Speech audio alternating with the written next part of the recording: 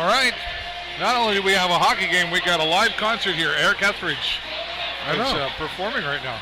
It's awesome. It is awesome. It's fun around here. There's a lot more people here. You know what we can do? Right? Watch this. Watch the magic that we can do. Here's what we're going to do. I'm going to take this thing right here. Okay. I'm going to go like this.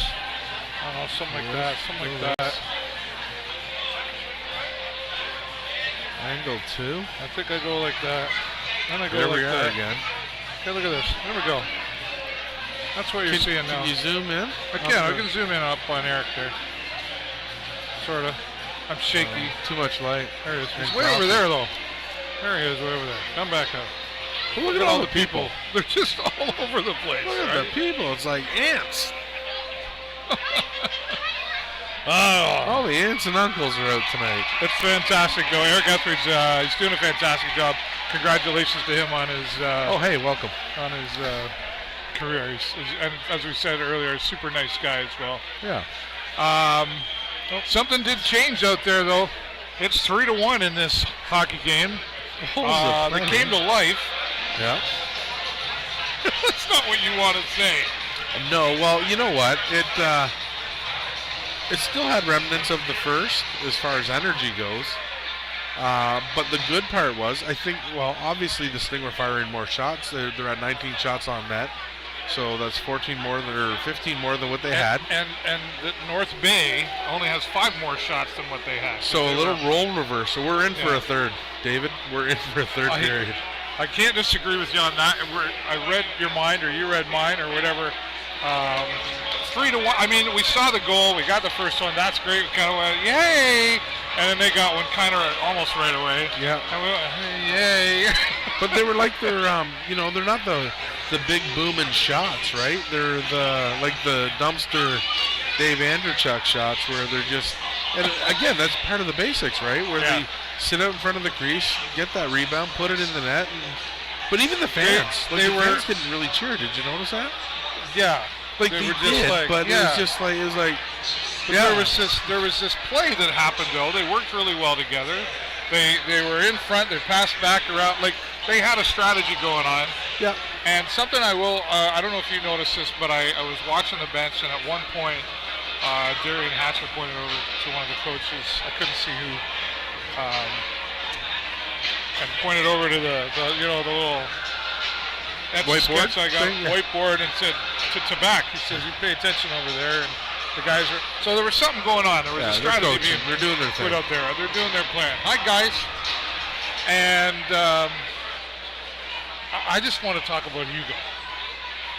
Because, Hugo is, at the start of the year, we said, and as we talked through, we said there was nobody really standing out on this team as the all-star. They were all kind of the same. And then, of course, we saw, Perreault and Reese and Greg. Hugo Lavinius, I think, has been not talked about enough. He's now got 34 goals. He's got 2 goals in this game, 34 goals and 35 assists. He's got to be going somewhere. Oh, he's kind of like that quiet giant all year, right? He goes out and does his stuff and does his thing, and I'm going to get a couple points here. a couple goals. I just want a point. And, he's not that flashy player. He's not. But as we're talking about that, and as what you were saying, it brought something to mind. Reese brings fire to the team, and maybe they're just missing him that much. Well, maybe that. Yeah. It's like he leads by example. Maybe he's not that vocal leader. Maybe he's the guy they look out. He probably gets most. One of the top ice time getters on the team. Maybe they're bummed out he's not here. Maybe they're sad. It is an emotion that we don't really talk about in the sporting world, right? No, the psychology of it. You even being a part of Imperials football here, you and I, we've had many conversations down at Philly Cheesesteaks about emotion and mindset. We've talked about it here, but it's not really the emotion we talk about. We talk about bummed out or happy, excited, or tension, frustration. Sad is one of those emotions that maybe just doesn't get talked about in any sport, right? You know what? Maybe that's just what it is. Maybe we as fans, we don't get to see the players in the locker room. We don't get to see the really we can physically see what's going on the bench, but we don't really get to hear what's going on the bench. Well, and maybe he's just one of those guys. Hey, come on, boys, let's go. Like, well, look what I just did. I hit someone in the corner. So then the next line that goes out, they're saying, you know what, we got to keep the tempo up. And maybe he's more of a leader than we know. Like those conversations in the locker room that we don't get privileged to.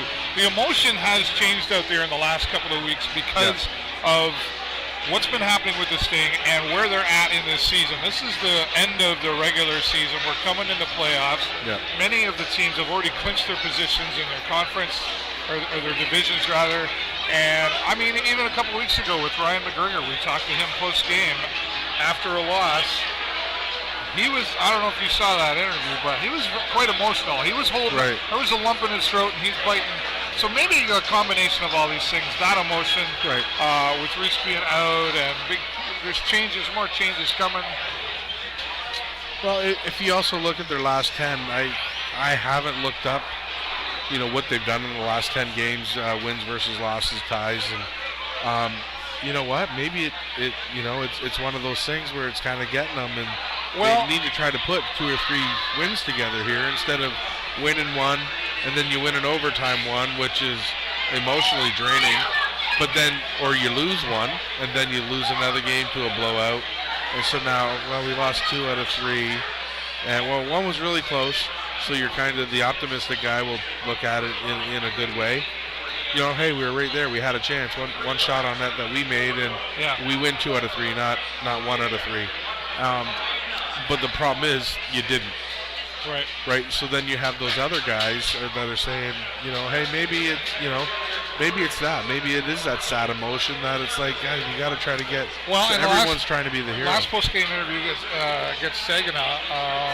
The question was asked, "What now?" And it's like, it's everyone's got to be a win now. Yeah. And then you go down to Sioux and lose 6-2. Right. And did that throw a bit of a curveball, if you will, into the Sarnia Sting? Because that was a game that was not scheduled to be played originally. Right. That was one that they were to go down, and it was, I believe it was too windy. They didn't want to cross the bridge or whatever. Yeah. And that game was canceled. This puts it right. Would have been better if they had played them at the beginning and not had to do that this week. Is that an effect as well? You know what? Maybe the Sioux wasn't as good maybe at that point either, and they could have took advantage of it. But you know what? It didn't happen.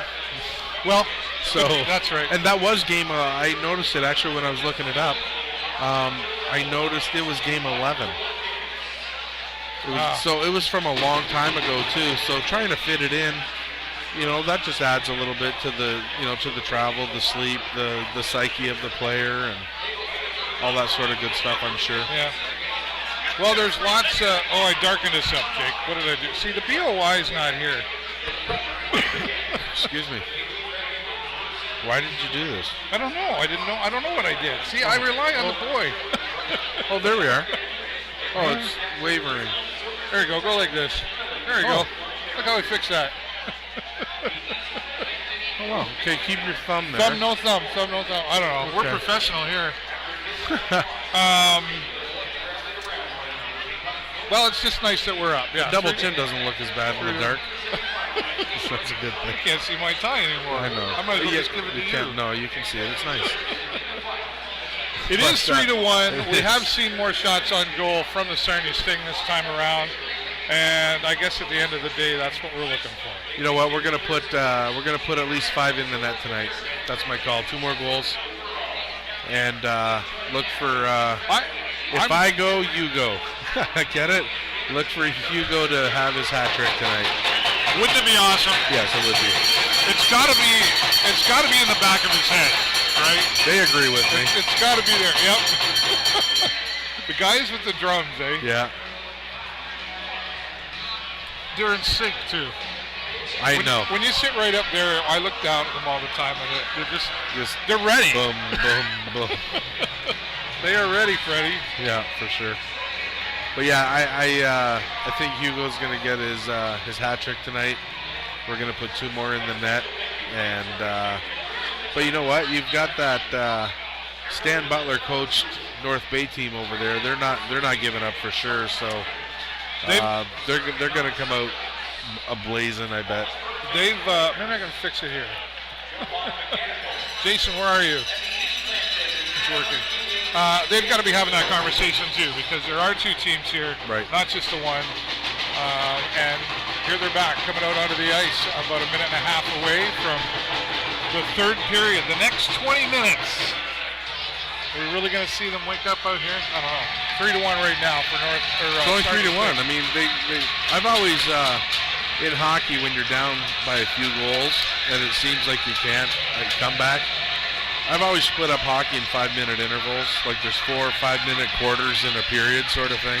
Right. So as long as we can get a goal in the first 5, that allows us to take the next 5 off. Then North Bay would have to get another goal from the 10 to the 5-minute mark and then tie it up in the last 5, and that pushes it to overtime. This way it seems like it's less daunting of a task. All right, fair enough. So if they use my strategy, it'll be a close game. Hugo with his hat trick. We're going to score 5, so it'll end up 5-4, however.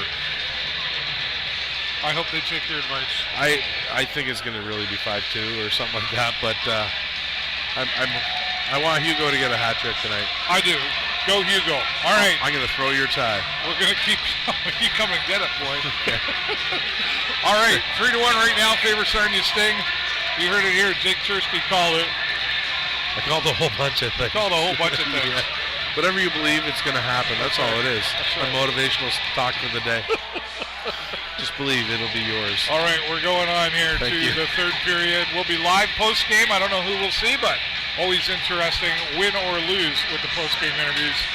And we'll be hooking up, I think, a little bit with Eric Guthrie after. He's going to have a performance. We'll try to show you some of that as well. That's awesome. Go, Sting, go! For the show live on location with the Video Show Network, I'm David Burrows.